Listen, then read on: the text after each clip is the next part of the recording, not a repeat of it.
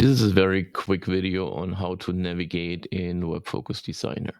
So sometimes if you got a page that's more crowded, it's going to be harder to find and select an element on the page. So especially, let's say you want to change something on the page. So you want to get to a certain cell in here, in that thing, you click somewhere, it selects something. So you see those settings, pick up what you selected so you can change the formatting in here.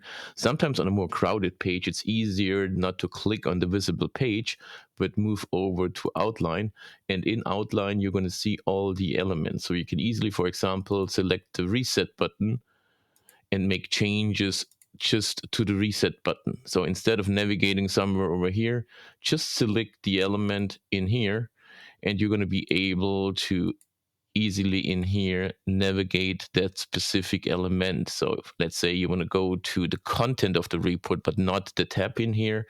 So you're going to find all those elements. So there's your dynamic dimension element in here.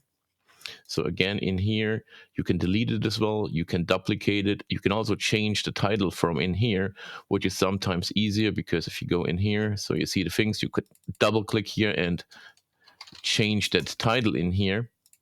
Or you go over here, you change the title in here.